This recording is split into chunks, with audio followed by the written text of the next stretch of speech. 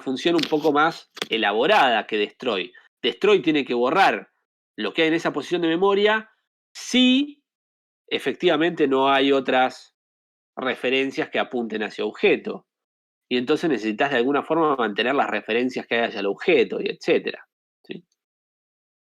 ¿Tiene sentido hasta acá? Sí. Sí. Maravilloso. El concepto de destructor, de vuelta, existe en C++ y también existen lenguajes como C#.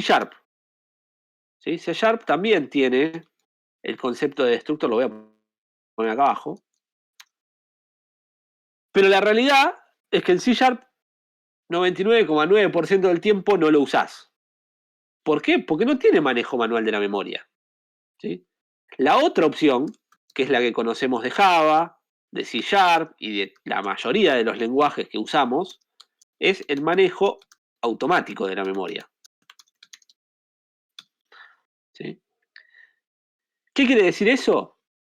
Quiere decir que si yo en algún momento vine, vamos a hacer así, Pepe igual null. Si yo hice esto, lo que va a pasar es que se borra esta referencia. ¿Sí? Pero esta, ponele que no. Esta estaba. ¿Sí? Mi código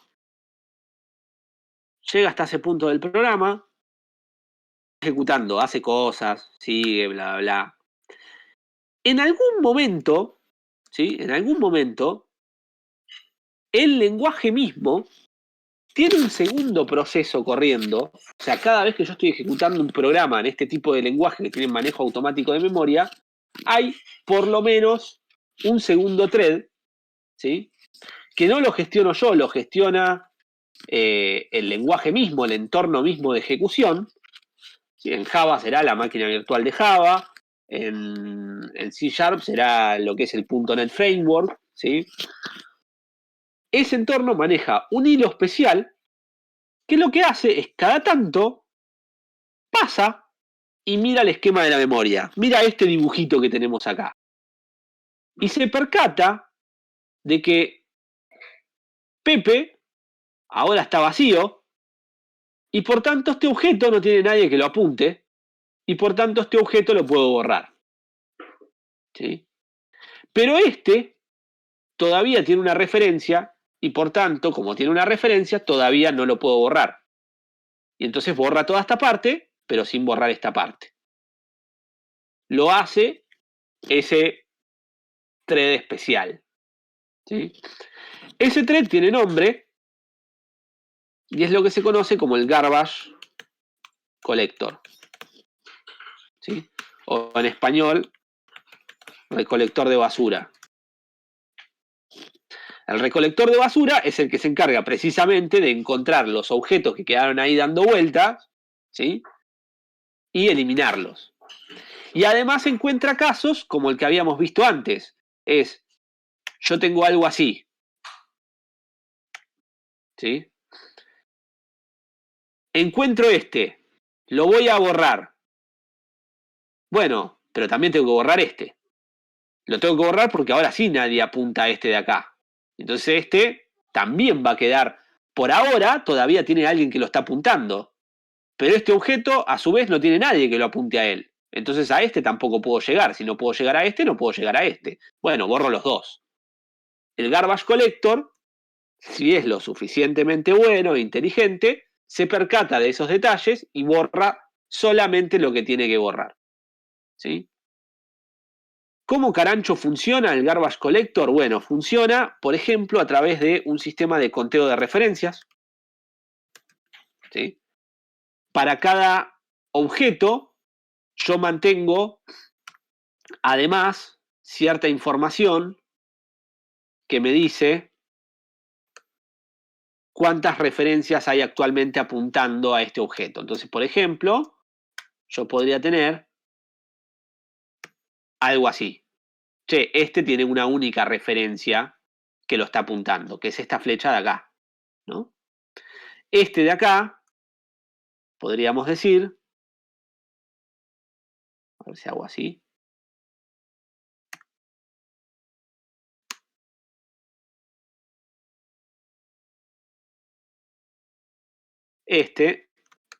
las referencias son 0.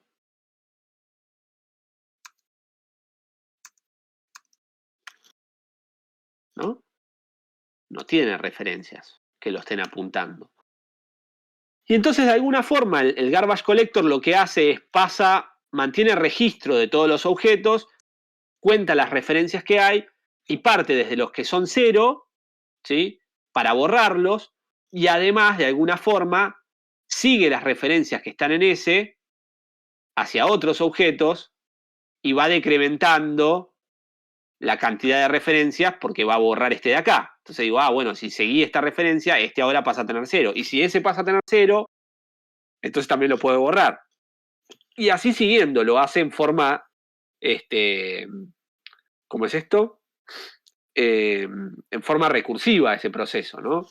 Hasta que borra todo, tal vez un montón de objetos que se relacionaban entre sí, pero que ya no estaban siendo usados, ¿sí? Y esto, por supuesto, que tiene un montón de problemáticas.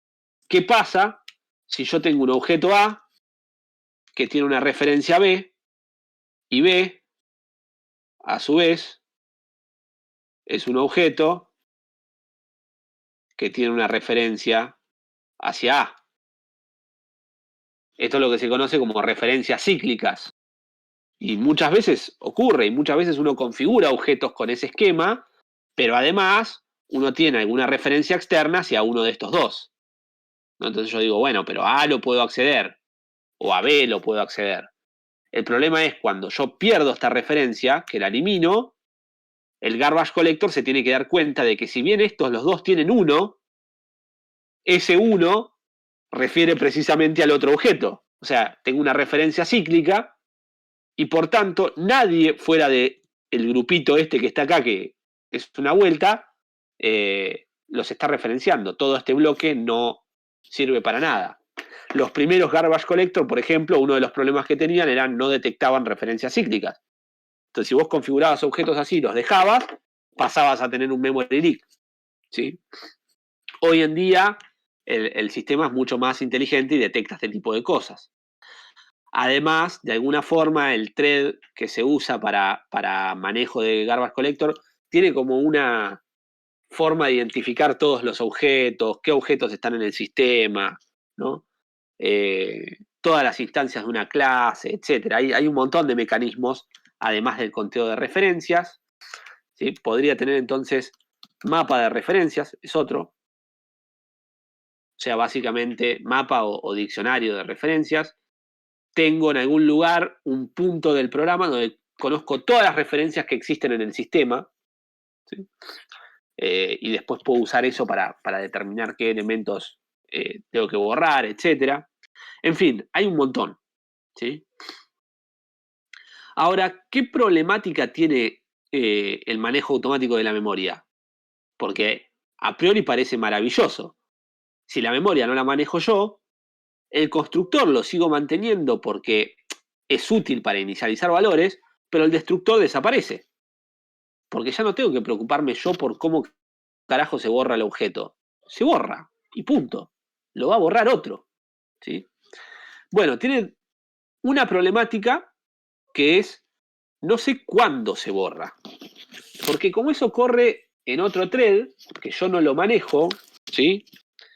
Ese thread puede correr en cualquier momento. O sea, cada tanto el entorno de ejecución determina, che, en este punto es un buen momento para correr el garbage collector, ¿sí?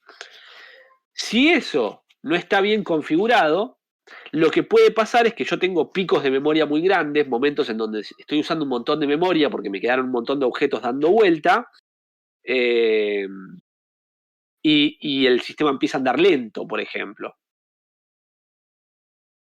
No sé, yo no lo tengo.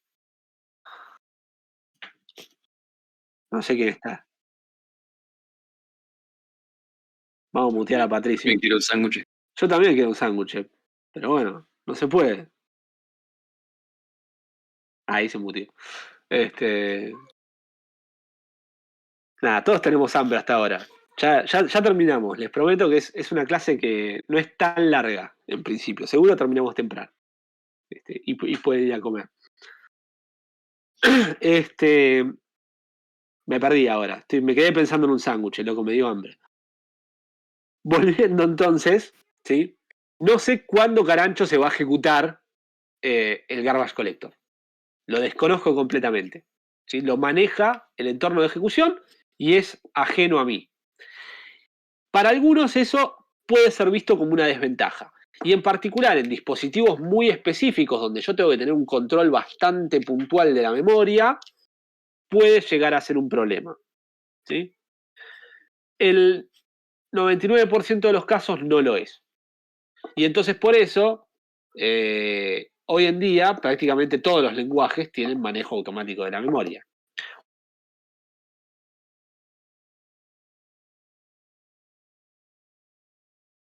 Uno no encuentra memoria. O, en el caso más loco, te encontrás algo como C#, en donde tenés manejo automático de la memoria, que lo usás casi siempre, con la posibilidad de decir, no hagas manejo de memoria, déjame que me encargo yo, y entonces por eso todavía tienen el concepto de destructor, porque vos podés decir, este pedazo de código es no manejado, así lo llaman, y entonces ese concepto de no manejado es, este pedazo no se encarga el entorno de ejecución, me encargo yo de decir cómo se destruyen las cosas. Lo cual es peligrosísimo. Y es una característica que la pusieron simplemente para que C# sea compatible con C++ en términos de poder ejecutar pedazos de código de C++ y cosas así. ¿Sí? No es que puedo programar en C++ adentro de C#, pero puedo llamar a procedimientos, a funciones que están en una biblioteca creada con un lenguaje no manejado como es C++. ¿Sí? Y entonces para eso necesitas el modo no seguro de C#.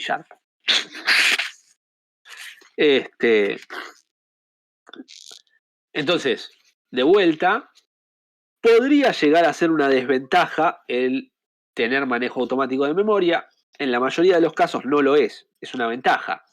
Es una cosa menos en la que el programador tiene que preocuparse. ¿Sí? No me tengo que estar preocupando de las referencias, alguien más se preocupa por eso.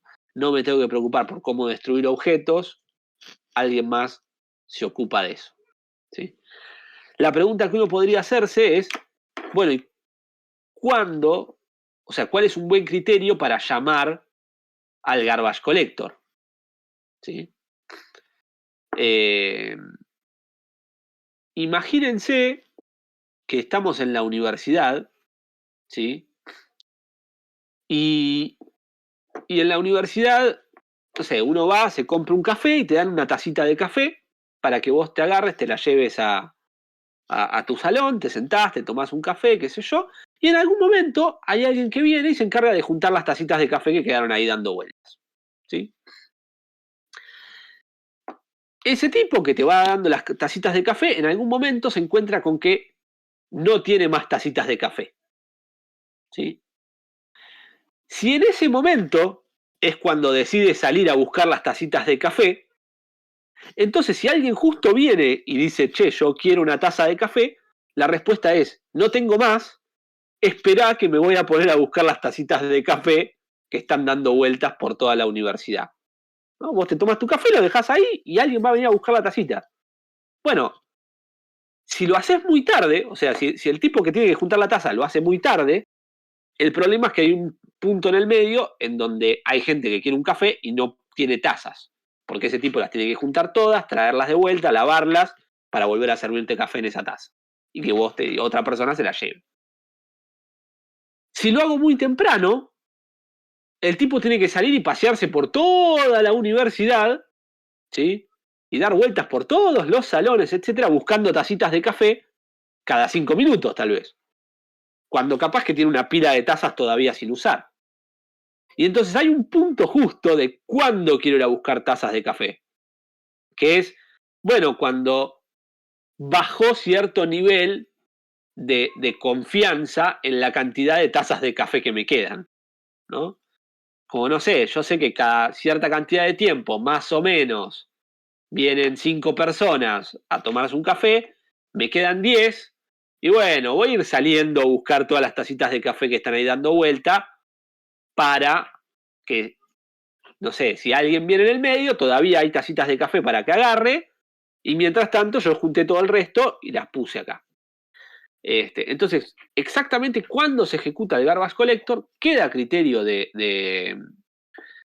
entorno de ejecución, ¿sí? Pero hay como ciertos criterios comunes que es ni muy tarde ni muy temprano, ni todo el tiempo, ni una vez cada tanto, al punto de que pueda pasarte que te quedas sin memoria, ¿sí? Y que te tenga que bloquear la aplicación porque no hay más memoria. Y entonces lo que ocurre es que hay lenguajes como Java, en donde vos tenés distintos algoritmos de recolección de basura, ¿sí? Y de hecho uno puede configurar, esas son esas cosas raras que hace la gente que es súper experta en Java y conoce un montón de la plataforma, y que sirve para 3 casos pelotudos específicos de programas. La mayor parte del tiempo uno no lo está haciendo eso, pero cuando tenés programas de muchísima envergadura y cosas súper específicas, eh, puede pasar que uno quiera configurar cuál es el algoritmo de recolección de basura. ¿Por qué? Y porque para el caso específico que yo tengo necesito configurar un algoritmo que corra más seguido, o necesito configurar un algoritmo que corra mucho más lento, necesito configurar un algoritmo que no me bloquee, o necesito un algoritmo que me bloquee, ¿sí? Entonces, todo ese tipo de detalles, en casos muy, muy, muy, muy extraños, a veces hay que conocerlos, hay que por lo menos saber que existe, porque puede llegar a ser necesario. Eh, lo que sí es importante entender es que a veces, y esto por ejemplo si trabajaron en Wolock, pasaba y se sentía, en Wolock se siente mucho porque el recolector de basura es medio pedorrón, ¿no? Obviamente el de Java, por ejemplo, está recontra, hiper, mega, archi optimizado. Lo mismo el de .NET, etc. Entonces uno no se da ni cuenta de que está corriendo el recolector de basura. En Wolock, de repente vos veías que, no sé, tenías un montón de print de pantalla, imprimía un montón, y en algún momento medio que se colgaba, tardaba un rato, y después volvía a imprimir. Luego decís, ¿qué pasó en el medio? Bueno, en el medio estaba corriendo el recolector de basura. Y el tema es que si vos tenés un solo procesador y tenés 2 threads, lo que ocurre es que hay un intercalado. Se ejecuta primero un thread y en algún momento el sistema operativo dice, bueno, pauso este thread y ahora corre este otro. Y entonces en algún momento tu programa deja de ejecutarse porque se va a ejecutar el recolector de basura, que es otro thread dentro del mismo programa, dentro del mismo entorno de ejecución. Eso hace que cuando uno tiene programas que tienen alta demanda o que requieren tiempo real, o sea que yo no los puedo pausar, un sistema con recolección automática, de manejo automático de la memoria, con recolección de basura, es peligrosísimo. No lo querés. ¿Por qué? Y no, porque me pausa la ejecución del programa. Entonces, por ejemplo, en sistemas de tiempo real, nunca vas a encontrar eh, un lenguaje con manejo automático de la memoria. Te vas a encontrar con C++. ¿Sí? ¿Por qué? Porque no podés darte el lujo de que tu programa quede pausado por un par de milisegundos, siquiera. ¿Sí?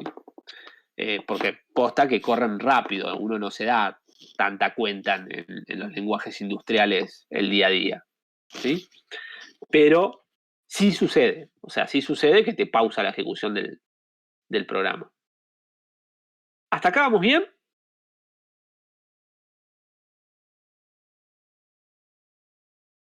Impecable. Falta el sándwich, pero impecable. Falta el sándwich.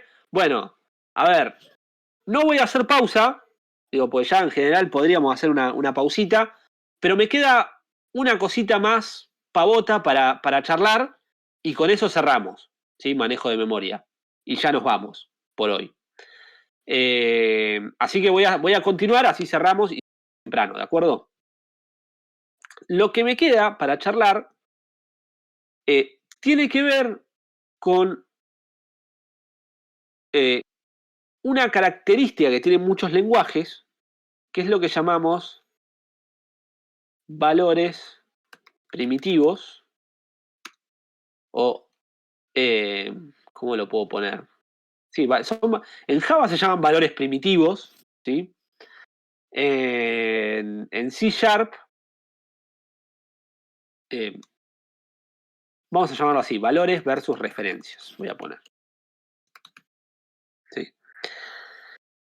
Y hablamos muchas veces de que en un lenguaje orientado a objetos puro, todo es un objeto, ¿sí? Y entonces, ¿qué pasa en un lenguaje orientado a objetos puro cuando yo tengo mi variable x es 6?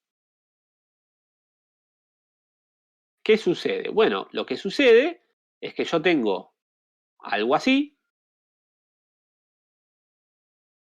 en la memoria, en el stack está x, en el heap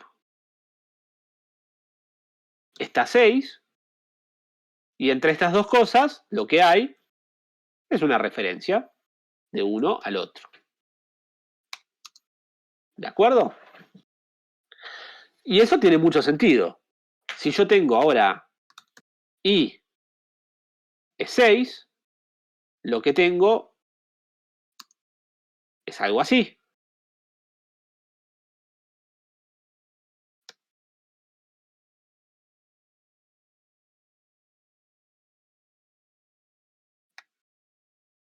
O sea, el objeto 6 es único y lo que tengo son dos referencias al mismo objeto 6. Tiene sentido, ¿verdad? Sí. Si el mundo fuera perfecto, ¿no? Pero el mundo no es perfecto. ¿Y qué ocurre? Que muchos lenguajes tratan algunos valores de forma especial. Por ejemplo, los números, o los booleanos, o otras cosas, no sé, los caracteres. Piensen en Java y piensen lo que son los tipos primitivos en Java. O sea, todos esos datos que terminan siendo un byte solo. Porque en realidad, si uno lo piensa, este 6, como objeto, yo podría hacer una cajita y decir de qué clase es, cuántas referencias tiene y bla, bla, bla. Pero la realidad es que tengo que hacer un objeto para cada número que existe. ¿Cuándo empieza a existir ese objeto? ¿Para qué quiero que realmente sea un objeto? ¿Qué mensajes le voy a mandar? ¿Le voy a mandar mensajes locos o le voy a mandar sumas y restas? Y entonces muchos lenguajes lo que hacen es tratan a los números de forma especial. Dicen, che, esto no es un objeto. O sea, está todo bien con que quieras que sea un objeto, pero no lo es. ¿Y entonces qué hace? O sea, sí.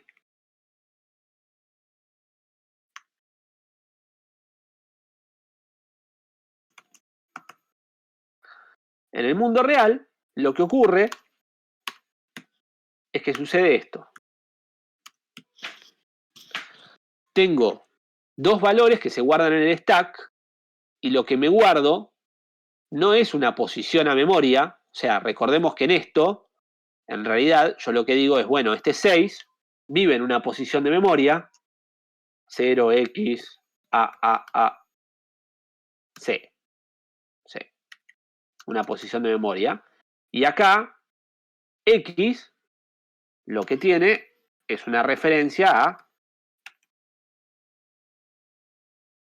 esta cosa. Y su valor es una referencia a esa misma cosa.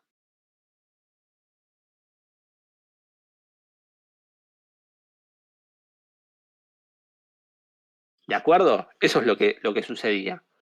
Bueno, en el mundo real, que no es en el mundo real, es, vamos a ponerlo más seriamente, cuando tengo datos como valor, ¿sí?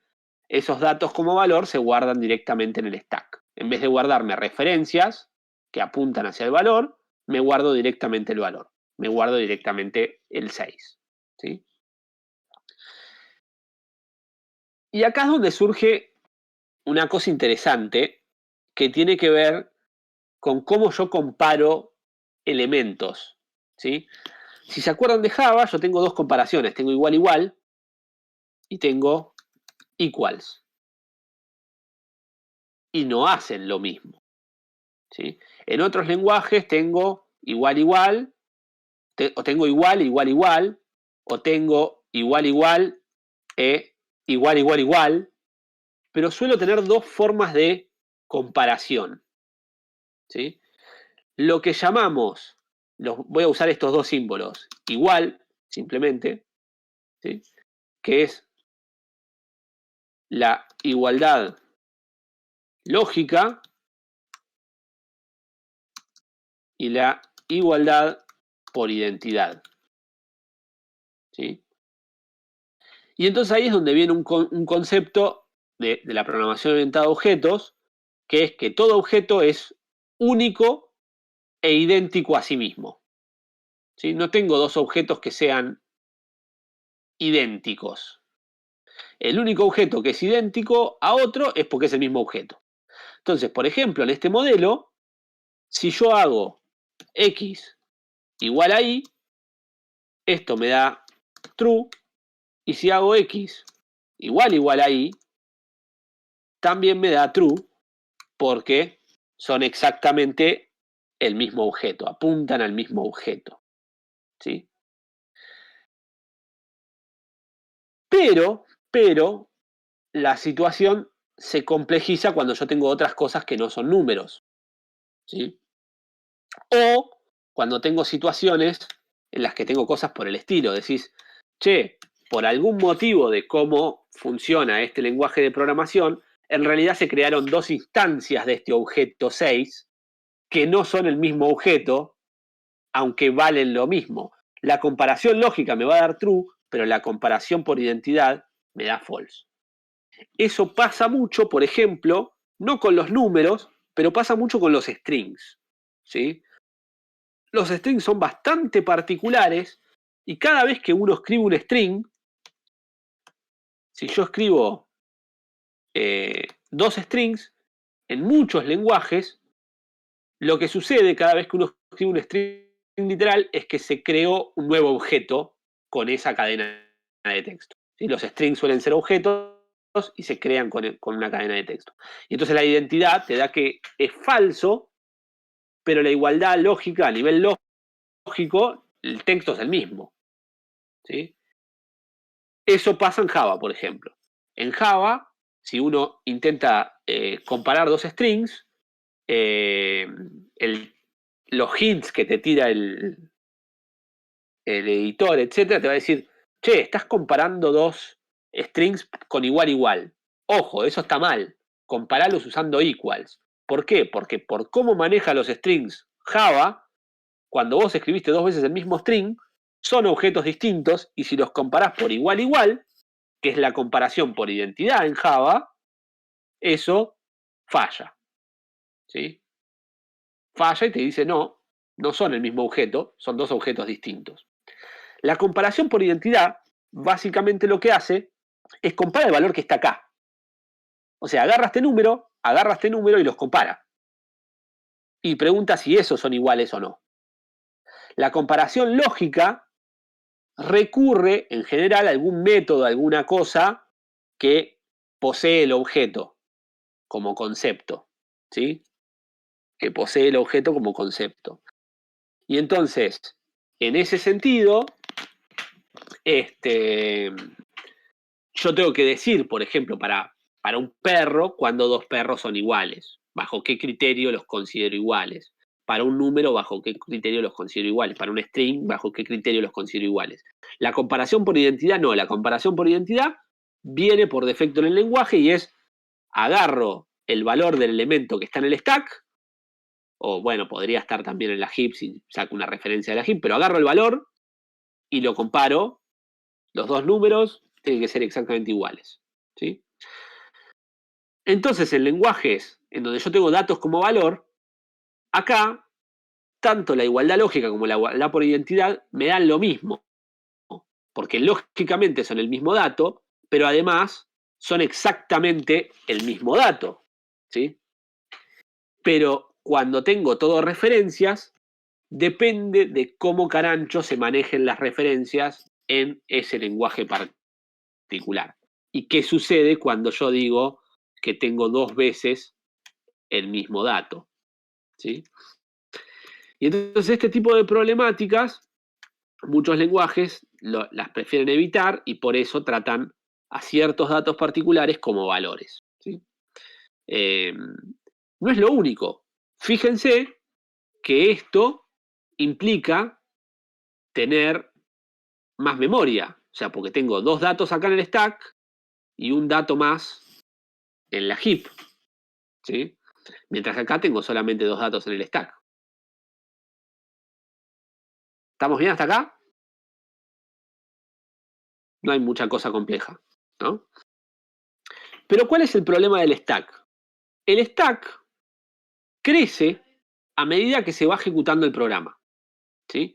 Si yo tengo ciertas funciones, por ejemplo, f, g, h, ¿sí? Y este crea cosas como, no sé, x es igual, estoy haciendo código medio pythonesco, x es igual a 7, y es igual a 7, y llamo a g con 6 y 7, este toma a y b y devuelve h de a más h de b, que se lo guarda en una cosa que se llama, no sé, gamma, y hace return de gamma, y este hace return de z, vamos a decir, esto es z. Estoy metiendo un código falopa que no dice nada y no hace nada, pero ¿para qué?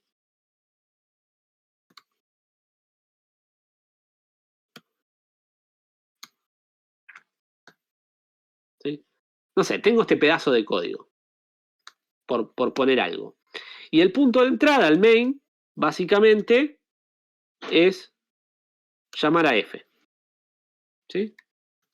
Mi main es llamar a f. Entonces, ¿qué sucede en el stack? Bueno, lo que sucede es que en primer punto en el stack se va a guardar. El stack en general se ve desde abajo hacia arriba, o sea, yo lo visualizo así como de abajo hacia arriba, ¿sí? Por eso es un stack, porque funciona igual que la estructura de datos de stack, es una pila, ¿sí? Funciona de la siguiente manera, digo, bueno, llamé desde main a f. Abajo del todo está el pedazo del stack que corresponde a main, ¿sí? Y eso tiene cierta posición de memoria. Esto está en cierta posición de memoria del stack, no sé, 0, x, 0, 0. Vamos a poner una posición bastante pelotuda, ¿sí? ¿Qué se guarda en el momento en que yo llamo a F1? Bueno, se va a guardar, ¿sí? Dentro de esto se va a guardar el punto de retorno. O sea, ¿quién me llamó a mí que soy la función f? ¿Sí? Se va a guardar los valores que va a ir ejecutando, o sea, las variables que van a ser temporales. Se va a guardar x igual a 6. Se va a guardar y igual a 7. ¿Sí? Y después, llegado a este punto, lo que va a hacer es invocar a g, porque tengo otra función. Y entonces se va a cargar en el stack. ¿Sí? Esto estoy asumiendo que lo vieron en sistemas operativos también, ¿no? Cómo funciona un stack de llamadas, ¿sí? ¿No? No recuerdo. Ok. Visto.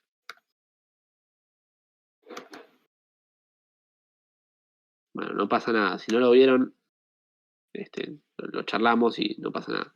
1, 2, 3, 4, ¿no? Entonces 0, X, 0, 4. Pongo algunas posiciones de memoria y cosas como para que se entienda lo que va sucediendo. Entonces ese sería el punto de retorno, ¿sí? Básicamente sucede lo siguiente. A medida que yo voy ejecutando, ¿sí? A medida que voy ejecutando, el stack va creciendo. O sea, arranco con un stack vacío. Cargo main. Digo, bueno, en este punto del programa no hay nada. Main llama F. Entonces se va a crear lo que se llama un stack frame, ¿sí? Un stack frame es todo un bloque que corresponde a una función, a un procedimiento, a un bloque de código que se toma como una única entidad. Ese frame se carga, ¿sí? Y va a contener el punto de retorno a donde tiene que volver una vez que la función haya finalizado. O sea, cuando haya finalizado, todo el stack de ahí para arriba se borra y vuelvo hasta este punto. Y de ahí vuelvo a subir. ¿Sí? Ahora vamos a ver cómo es ese proceso. Las variables locales, los parámetros, todas esas cosas me las voy a ir guardando en el frame. Entonces el frame va a ir creciendo a medida que yo voy ejecutando el pedazo de código. En algún punto, si yo tengo una llamada a otra función, salgo de ese frame y creo un nuevo frame, un frame para esa ejecución. Entonces, fíjense, cuando yo llamo a G, F se pausa, llegó hasta ahí, ese es el frame de F, ¿sí? Y se crea un frame para G, que tiene el punto de retorno, o sea, hasta dónde vuelvo, ¿sí? O a qué frame vuelvo, digamos. Y a partir de ahí, ¿sí? Empiezo a crecer para arriba. ¿Tengo alguna variable, alguna cosa? Bueno, tengo parámetros. ¿Cuánto vale A?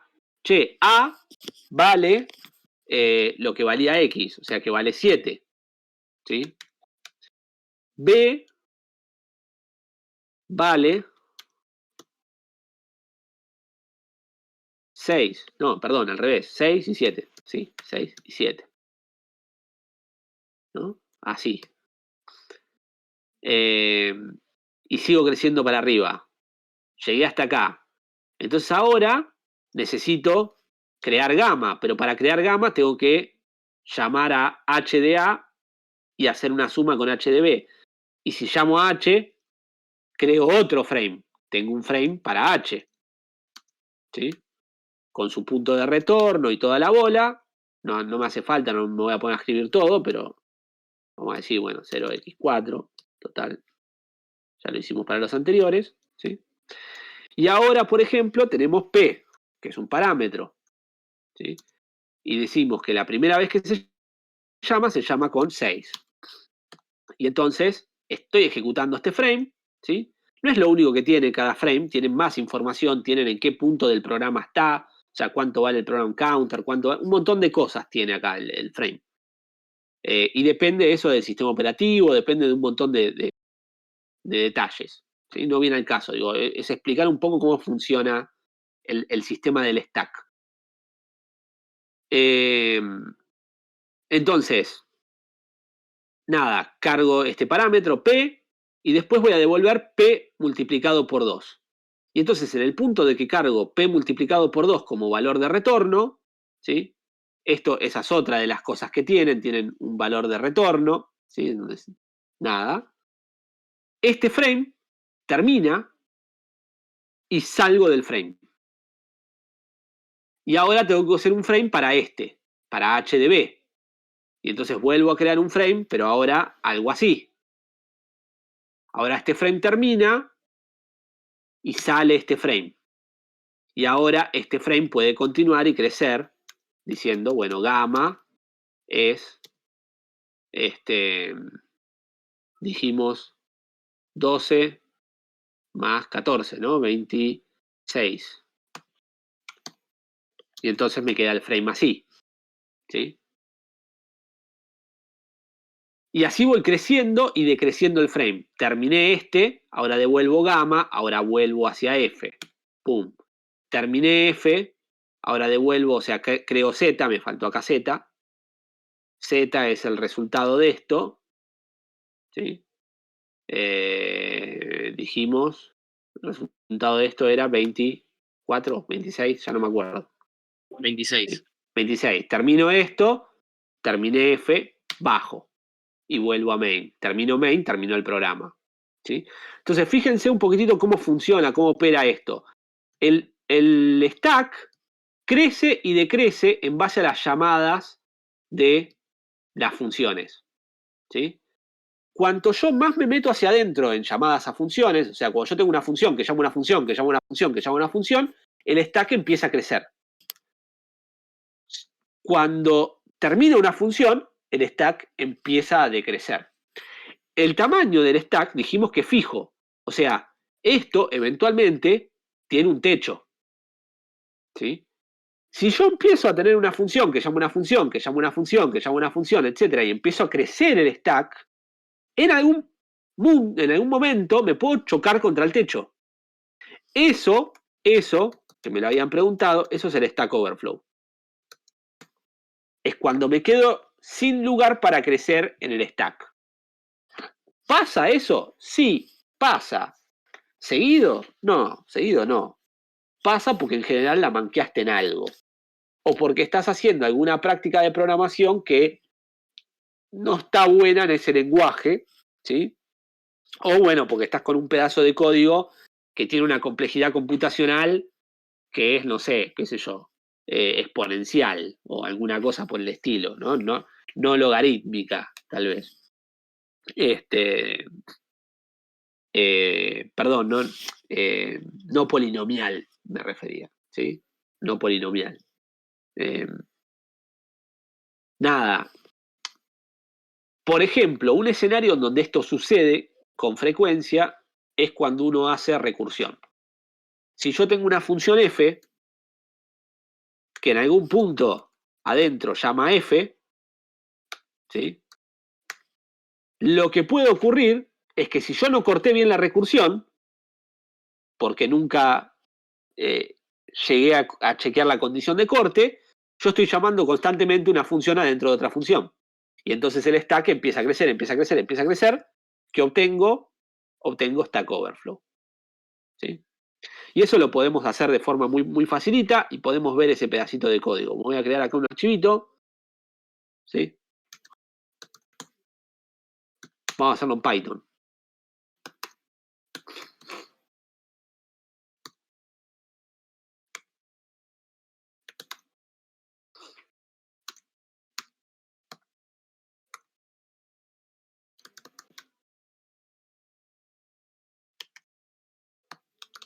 Vamos a hacer así.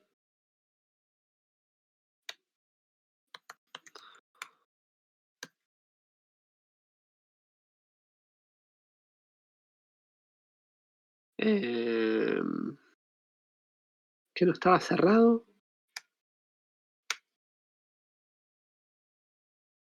Ok.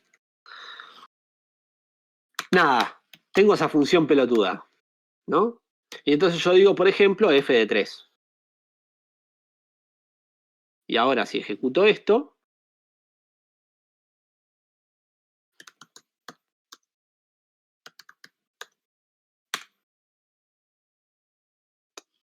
si ejecuto esto y le hago un print, voy a ver, y si tengo los returns como van, voy a ver OK. El tema es cuando la cantidad de llamadas a función empieza a ser mucha. Me dice recursion error, maximum recursion depth exceeded, ¿sí? Y explotó todo, ¿sí? Y fíjense que lo que me tira, me dice el traceback, ¿sí? Y me va diciendo quién llamó a quién. ¿De dónde saca esto? Bueno, esto lo saca del stack, ¿sí? El stack dice quién fue llamando a quién, con qué valores, etcétera, ¿sí? Y después acá, fíjense que no me las muestra todas, pero me dice, la línea anterior se repite 990 más. Ok, fantástico. O sea, lo que veo es que en el stack estaba esta función llama esta llama esta, esta llama esta, esta llama esta, esta llama esta. ¿sí? Y en algún punto se rompe. Uno puede empezar a jugar y ver cuál es el punto en el que se rompe, ¿no? Che, hasta ahí se sigue rompiendo. Vamos acá, se sigue rompiendo. 30.000, 3.000.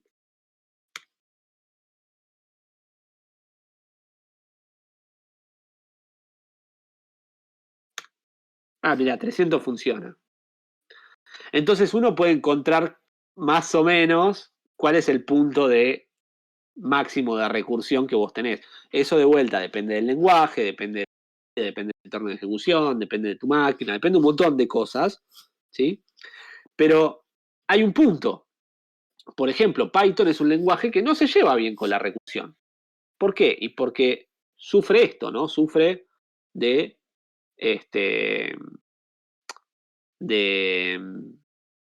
de que el stack se colapsa, ¿sí? Y entonces uno podría decir, ah, bueno, la recursión es mala. No, no, no, la recursión no es mala. La recursión es mala en algunos lenguajes. Hay lenguajes como Haskell, por ejemplo, en donde si uno hace esto que hice yo acá, que es una recursión de cola, ¿sí? Esto se llama tail recursion.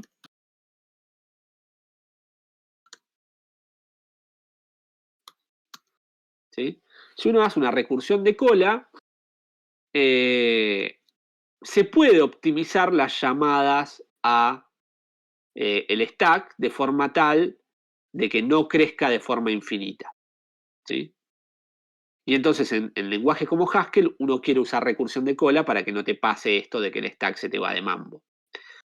Después habrán visto otros lenguajes como, no me acuerdo ahora, pero lenguajes muy viejitos, ¿sí?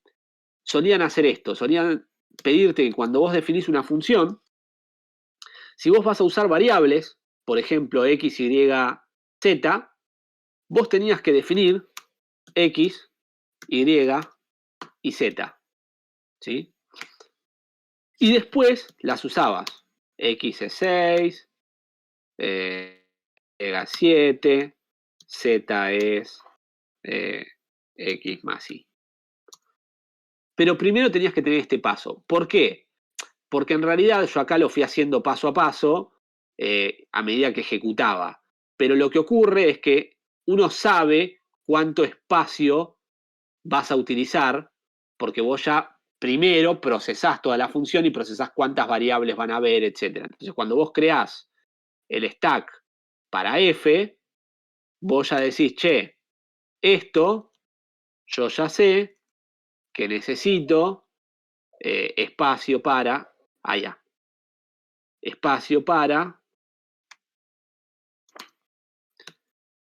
x, que va a valer algo, no sé cuánto, necesito espacio para y, que va a valer algo, aunque todavía no sé cuánto, necesito espacio para z, que va a valer algo.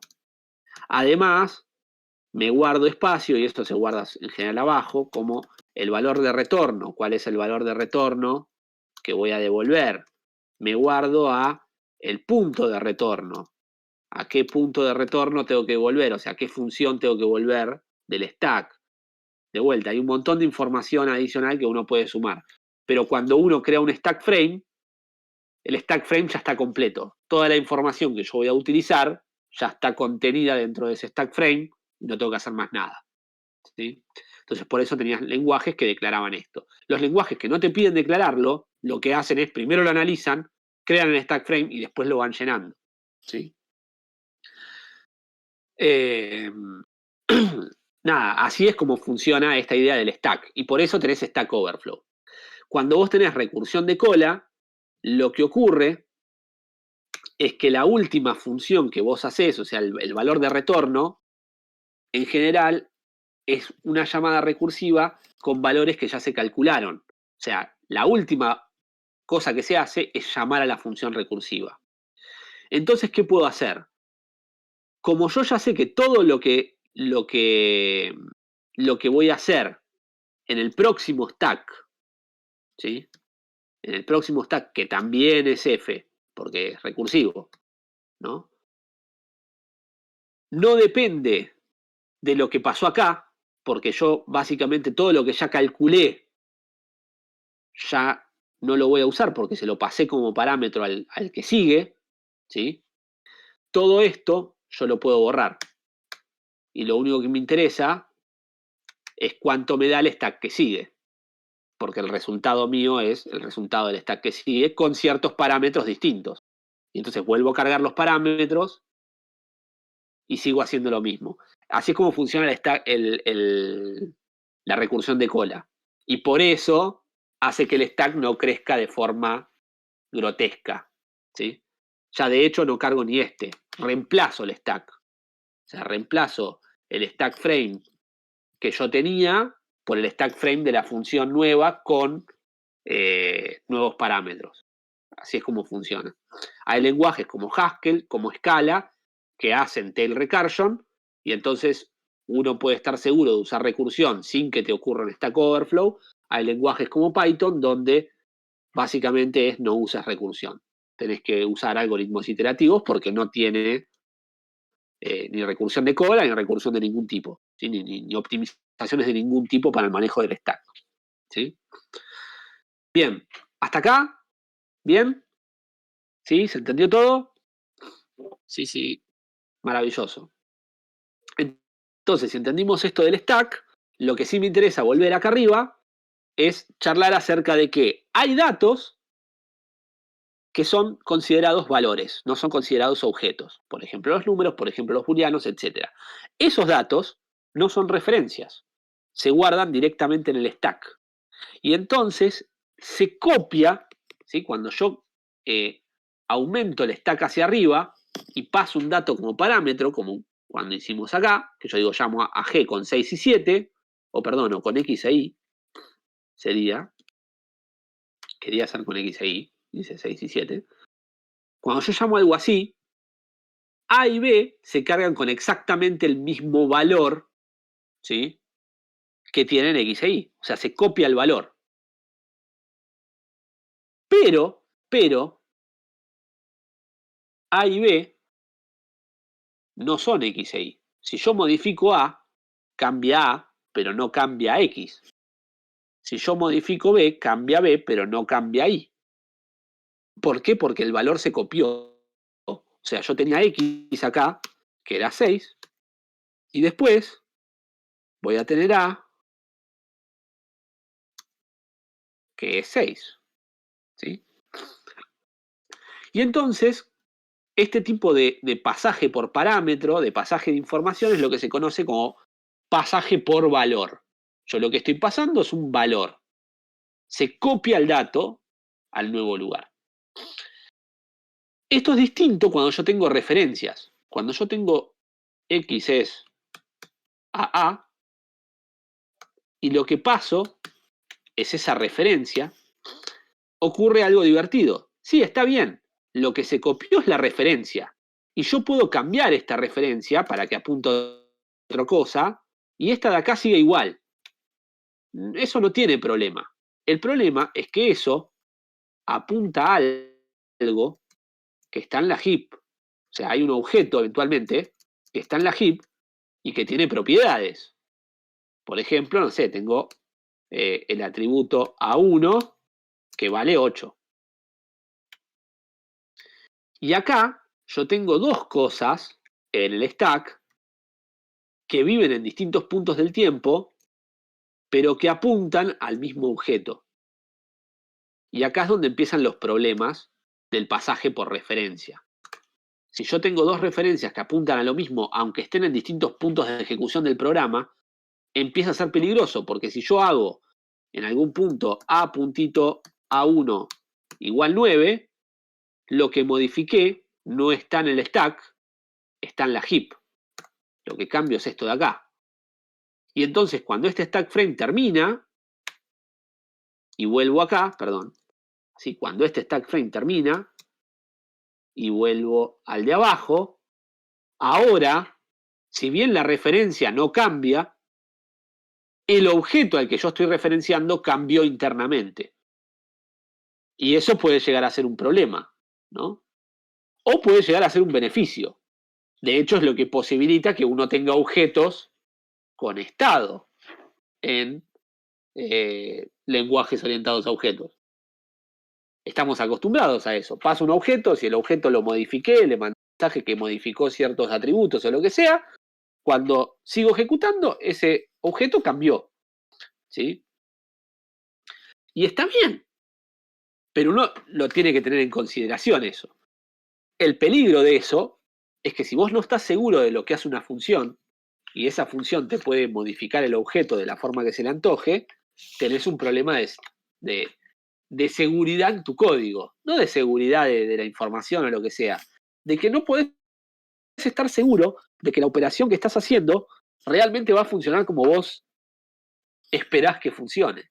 Tenés que estar todo el tiempo consciente de que el objeto puede ser modificado. Y entonces aparecen también los conceptos de objetos inmutables. ¿Qué significa que un objeto sea inmutable? Una vez que lo creaste con ciertos valores, ese objeto no se puede cambiar. Podés pasar la referencia del objeto tantas veces como quieras. El objeto vive en la heap, igual que vivían otros objetos, pero si alguien intenta modificarlo, lo que tiene que hacer es crear una copia del objeto. Te creas con una copia del objeto. ¿Sí? ¿Qué es lo bueno de tener objetos inmutables? Que puedo paralelizar cosas. Porque no corro el riesgo de que alguien me cambie algo y que después en este punto, cuando volví, el objeto se modificó. ¿Sí? Los objetos, como son información compartida, como viven en la heap y lo comparten además distintos threads, etc., si alguien lo modifica, se modifica para todos. Y entonces ese problema hace que no sea compatible con la concurrencia. Si vos querés tener alta concurrencia, tenés que evitar tener objetos que sean modificables. Podés tener objetos, pero tienen que ser inmutables. ¿Sí? Nada, este comentario que hago así como salvedad y como cosa interesante, lo vamos a ver más en profundidad cuando vayamos a Scala, si llegamos, sobre el final, y veamos por qué Scala le da mucha pelota a esto de los objetos inmutables. ¿Sí? Porque precisamente es algo de lo que hace Scala, ¿no? Es como te permite que todo sea paralelizable, concurrente, etcétera, porque trabaja mucho con objetos inmutables. Principalmente las colecciones, ¿no? Y ese tipo de cosas. Java, vos sabés que hay cosas que son inmutables, por ejemplo, los valores, y todo el resto es mutable, por defecto. ¿Sí? Salvo que vos, bueno, te crees un objeto específico donde evites que pueda ser modificado desde otro lado. Pero aún así termina siendo mutable. O sea, alguien podría venir y tocarlo de formas que uno no se espera. ¿Sí? Y bueno, y con eso creo que terminamos. Si no hay dudas, consultas ni nada, ya estamos. Y si no, respondo dudas, consultas.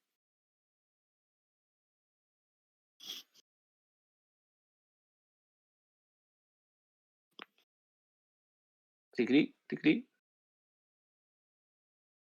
Mi duda, profe, era qué había que leer, que había dicho. Bien. Si van al campus, ¿sí? No se desconecten todavía. Así les cuento alguna cosita más. Si van al campus, van a encontrar que está la unidad 1 y la unidad 2. ¿Sí? Y en cada una de las unidades tienen un texto, que es la parte teórica. Esa parte teórica deberían leerla. Y en particular la parte de la unidad 2, la parte de tipos, ¿sí?